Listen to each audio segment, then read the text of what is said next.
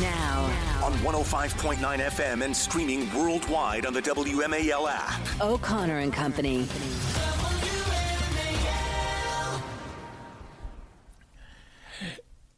It's 6:06. It's O'Connor and Company this Monday morning in your nation's capital, wrapping up the first week of the Trump presidency. Holy Moses. It's felt like the first 6 months of any normal presidency, but you know what? Get used to different. This ain't normal anymore. It's what people wanted, and so we're moving forward. Full steam ahead. Coming up at 6:35, Callie Chaplow with Home Educators Association of Virginia. It's school choice week, and there's also some anti-choice bills making their way through Richmond. We want to give you a heads up on that. 7:05, Joe DeGenova. 7:35, Trevor Maddich on the end of a Commander's amazing season. 8:05, Alfonso Aguilar. He's with Homeland Security. We'll talk about this Latin American trip Rubio's doing. Isn't it funny? You know, the Commanders, and God bless them, and hat tip to the ownership and to everybody with the organization. And Ashburn, the Burgundy and Gold really showed themselves. They made it to the Final Four. They lost to the Eagles. They were one game away from the Super Bowl, and everyone's like, great season, great season. I just want to be clear. Ain't going to be like this next year. Okay, you lose in the NFC Championship. We're going to say, come on, guys, what the hell? Why can't you get your act together? Get to the Super Bowl. This is the 1 year. 1 year you get this whole, yeah, great job. It's okay that you lost. Great job. Next year, no apology, no excuses. We're done with this. Well, we're proud of them. They did a good job. We are proud. Next year, make it to the Super Bowl. That's all. That's all. Your grace period is over. Yes. That's right. That's right. It is. It's definitely a different perspective. All right, so let's go back to Friday.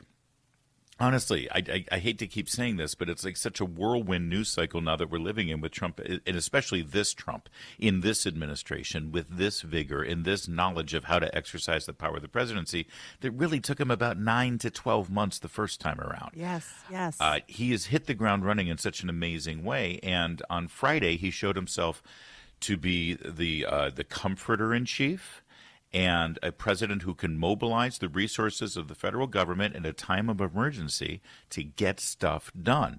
First stop was North Carolina. Now, you may think, hey, what happened in North Carolina? Well, you'd be right to sort of be scratching your head, because it was months ago.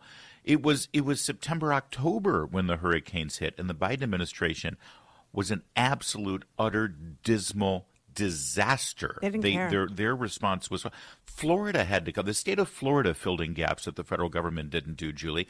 And the only reason that they didn't get absolutely destroyed is because it was in the middle of a presidential election cycle. Kamala Harris went down there and cosplayed like she was, in charge. And the media in this town, the propagandists who are more interested in supporting their chosen political candidate than telling people the truth and holding elected officials accountable for their malaise and lack of action, they were silent about it because their only agenda is keeping Trump from winning. As opposed to Republicans who are immediately blamed for everything. I mean, they don't even wait to figure out what the circumstances are. Were the feds somehow to blame? Were they delayed? Were they slow?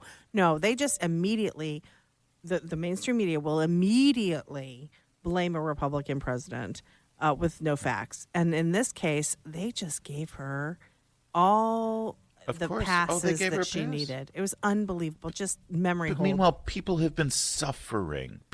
American citizens who have been, washed out of their homes with the rising tides of the rivers down there and the washout from the absolute suffering.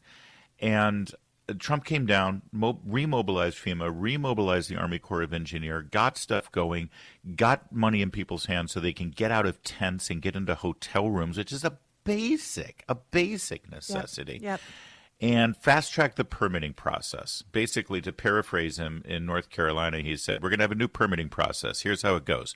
No permits. Just build. Just do what you got to do. Yes. Just do what you got to do to get in there. And you've got people who can't even get their rubble of their home out because the government is keeping them from cleaning up. Yes, standing there in front of their lawns. They're standing in front of their homes. And all they want to do is go in there and clean the debris. And they're not allowed to. And, of course, Karen Bass, I know we're going to get into this, is saying... Well, now that's California. Let's move to California. Yes. You're right. The best part was this showdown.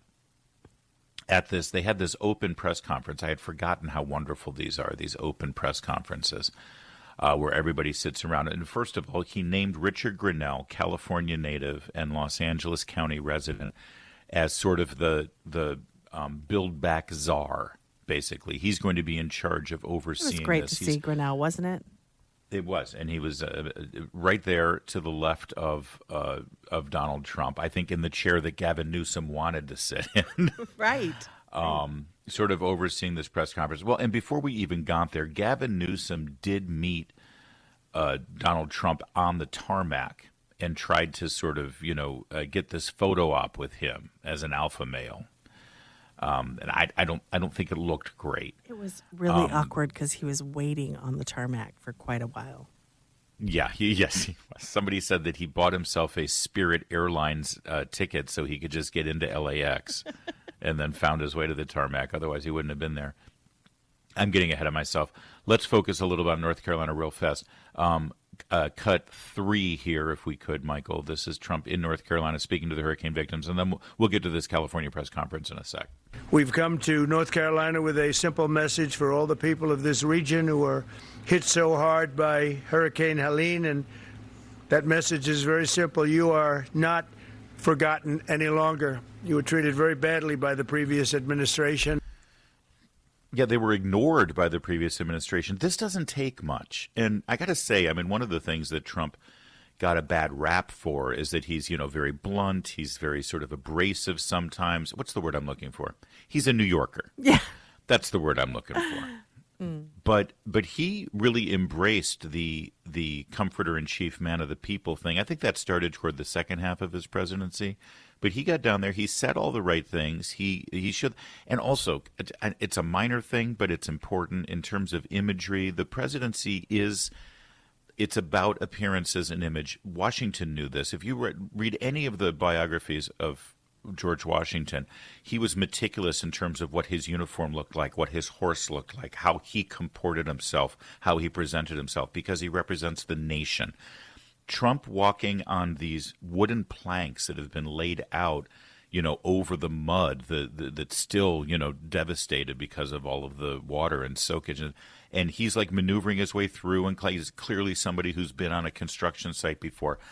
Biden, there's no way they would have had to put him in a hovercraft like from the movie WALL-E and sort of float him around that whole place. He couldn't walk on that. He couldn't shuffle his way across the South Lawn. But there's also something, it's interesting that you bring this up.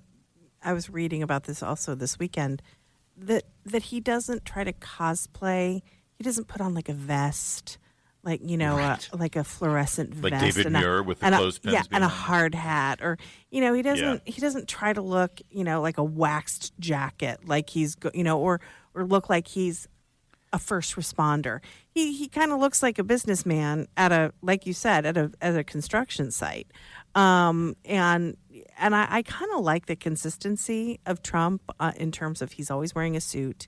In this case, I don't think he had a tie on, but he never really changes how he looks. And to me, that's authentic. That's Trump saying, this is who I am. I'm not going to, pretend to be a police officer or a first responder or a disaster worker just to make good photos. While he was in North Carolina, he issued an executive order eliminating regulations on road constructions so North Carolina can rebuild without federal red tape. Here he is, cut 4 with more. I'm pleased to announce that under our leadership, the federal government will be surging housing solutions to the state that go beyond mere temporary hotel stays that ended up being very short term. The government wouldn't do it any longer, which is ridiculous. We'll marshal all available resources to bring back potable water and make your water and infrastructure dramatically more reliable very quickly. Today, I'll also be signing an executive order slashing all red tape and bureaucratic barriers and permits to ensure the rapid reconstruction of the roads here in western North Carolina. We're going to go through a permitting process that's called no permitting. Just get it done. There it is. I love it. 6:15. More on Trump in California coming up. WMAL. Making sense of the news. Live. From the Home Paramount Pest Control Studios. Home Paramount, the leader in pest control since 1939. So Trump is in North Carolina bringing aid, and more importantly, just reminding people that they haven't been forgotten. Because, this is the other thing in terms of what the presidency does to draw attention to the American people and really the people on the planet to what's going on in this country, Julie Gunlock. when the hurricane hit, and for every week and month since the hurricane hit in western North Carolina, you didn't see Anderson Cooper there with his big hip boots. You know, you're talking cosplay, getting all dressed up and looking good for the cameras. No Anderson Cooper, no David Muir, no Meet the Press special with Kristen Welker, no Jake Tapper with his furrowed brow and his very sincere bipartisan look down there, looking after the plight of rural Americans. They all talk about Appalachia and how they want to, they worry about people and their desperate straits in this country. But of course, it always has to do with racism, but never having to do with real things that affect people in this horrific way. But, the second the fires broke out at the homes of network executives in Los Angeles. Yes. And people who work for Warner Brothers. I'm sorry, doesn't Warner Brothers own CNN? Yeah, they do. Or network executives who work at Disney. I'm sorry, doesn't Disney own ABC News? Oh, suddenly with those fires, it was nonstop coverage. And I'm not saying the fires weren't devastating and horrible. I'm saying so were the hurricanes in western Kentucky. But people in New York and Los Angeles who run the television news networks don't care. They literally do not care. They're proving that by their actions. And Trump goes down there. They're forced to cover it. Actually, they do care when it personally, just as you laid out, when it happens to them, when it affects them directly or personally, that's when they care. They don't care about you if you don't live where they do or if you don't experience. If you're not the elitist that they are, they don't care. So Trump's heading to California, and he's asked about the fact that a newly crowned Senator Adam Schiff chose not to go on the trip. And to be fair, there were votes that were going on in the Senate for the confirmation of Pete Hegseth and for Kristi Noem, and Schiff needed to be there for that, or he's decided he needed to be there. It was more important to take down Pete Hegseth than to be in Los Angeles to secure federal funding for the people of California. He figured that Gavin Newsom and Karen Bass were going to handle that for him. So Trump's asked about Adam Schiff not going. And cut 10 here. Here's his diplomatic response to the new senator of California. It's reported you invited Senator Schiff to join you on this trip, and he was too busy. Are you disappointed? I don't know. I was told that Schiff was going to travel with us to California. I wasn't thrilled, to be honest with you. And I saw him last night on television. It looks like he got hit with a baseball bat or something. What happened to him? Something happened to him. It looked like he got hit. It looked like he got beat around, but I'll ask Caroline to find out what happened to him. No, if he wanted to come out, I would have done that, but I don't know. Somebody said that he wanted to come on the plane, but I think he's staying back for the votes. There's some pretty good votes going on. Yeah. What is going on? He's not wrong. No, but sometimes I feel like my worlds collide, and I feel like Kurt Schlichter is sending him text messages about what to say. Hey, if they ask you about Adam Schiff, say that he was hanging up all night with Bob Crane in the hotel room. Right? Ahoy! So that's Trump talking about shit. But then they get there. He does the tour of the Palisades. He gets in the it's such a cool sight to see the Marine Corps Ospreys flying in tangent with Marine One. People forget Marine One goes with the president in the 747 with Air Force One. Yeah. That's a big plane when you can fit a helicopter. Really could use that. Transportation. That's the best way to get around Southern California, I can assure you. Yeah. So they're flying up the coast. He gets to see an aerial view of the devastation. He gets back down there. We're talking about how he dressed for this. Melania looked phenomenal, didn't she? Well, I mean, it's Melania. Has she ever had a bad day? You want Melania to show up at a disaster area. She wakes up I think she floats. She had the combat boots going. She had the whole. It was and great. The aviators. She looks so great. They set up a press conference at the Palisades, and sitting to Donald Trump's right is the hapless mayor of Los Angeles, Karen Bass. And in speaking to the citizens, Trump kept hearing the same thing. They won't let us get to our homes to clean up. We can't go through the rubble to find what may have survived. I've got jewelry. I've got family heirlooms. Maybe my photo albums are there. They won't even let me there because they say it's not safe. So here's cut 11 with Trump and Karen Bass, because Karen Bass is saying, oh, you can go back, but we want you to be safe. Typical government, Yes, right? We're here to yes. protect you. She said It's like safety is the most important thing. I mean, people are allowed to take risks. So here's cut emergency 11. power, and you have emergency powers just like I do, and I'm exercising my emergency powers. You have to exercise them also. I did exercise them. Because I looked, signed I mean, an you have a very emergency powerful declaration. emergency power, and you Yes. can do everything within 24 hours. Yes. And if individuals want to clear out their property, they can. Listen to the crowd. Well, yes, but you know that you will be able to go back soon. Mr. President. We think within a week. That's a long time, a week. I'll be honest. To me, everyone's standing in front of their house. They want to go to work, and they're not allowed to do it. And the most important a week thing is is a for long people time. to be safe. They're safe. No. They're safe. You know what? They're not safe. They're not safe fine. now. They're going to be much safer. A week is actually a long time, the way I look at it. I love that. watched Me too. hundreds of people standing in front of their lots, and they're not allowed to go in. It's all burned. It's gone. It's done. Nothing's going to happen to it. It's not going to burn anymore. There's nothing to burn. There's almost nothing to burn. And they want to go in. The people are all over the place. They're standing, and I say, why aren't you going in? We're trying to get a permit. And the permit's going to take them, everybody said 18 months. You said 18 months. You said 18 So months. good. It's so good. It's so good.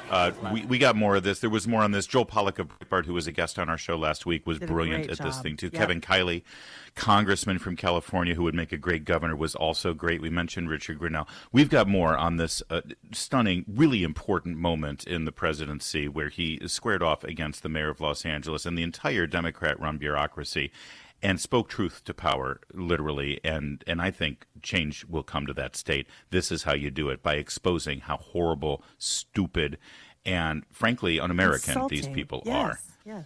It was cathartic to watch. It's 6:24. Now, On 105.9 FM and streaming worldwide on the WMAL app. O'Connor and Company.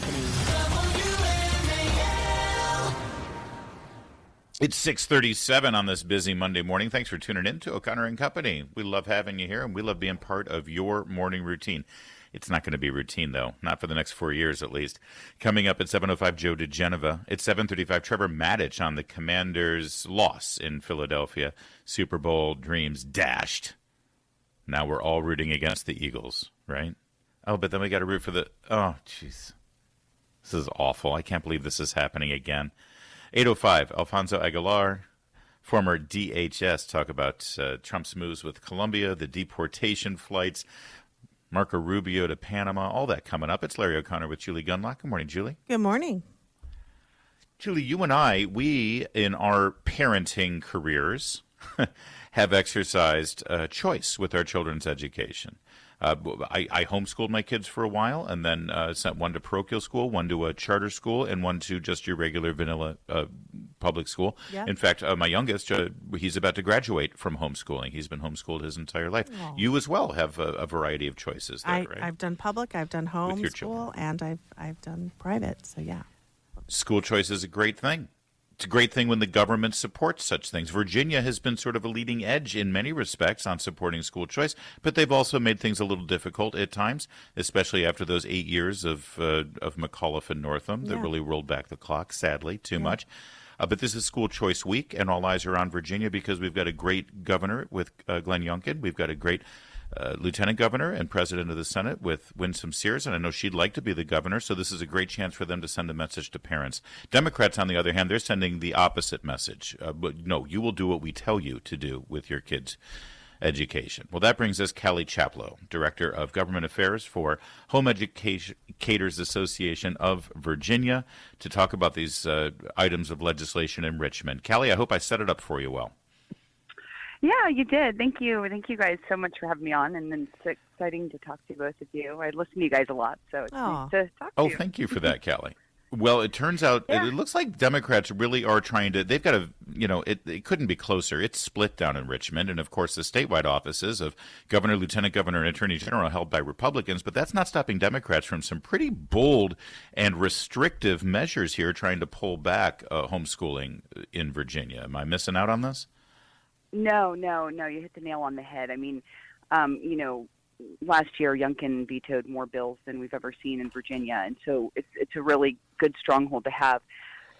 We've been expecting legislation to attack homeschooling. We've seen kind of this movement across the country, and so we've been, at HAB, preparing ourselves and fortifying, making sure that we tell our people to be visible, be known, so that when the attacks come, that we're prepared and we're ready.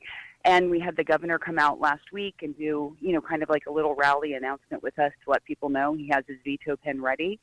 The lieutenant governor will be going on a live stream with me this evening to share her opposition to this attack on, and this is an attack on parental rights and religious liberty, and homeschool freedom, obviously.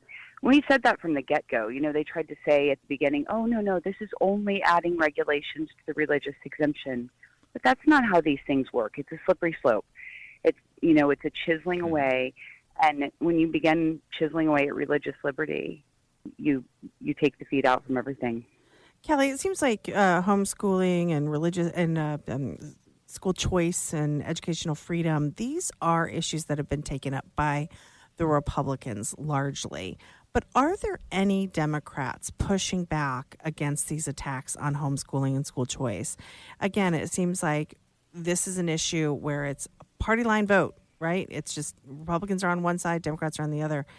Are there any champions of school choice in the Virginia House of Delegates?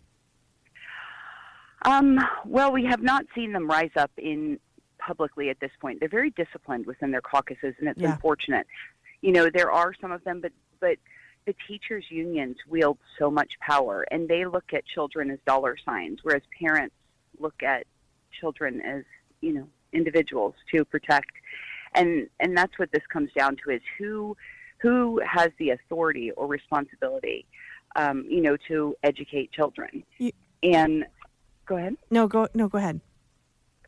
And, Virginia law is clear about that. We have a parental rights law that defines it as, a parent's right to, provide for the education and upbringing of their children, whether they choose to utilize public school or homeschool or, any of the other options you mentioned. But it's the parent's choice to protect and provide for their children. And most parents will do anything to do that.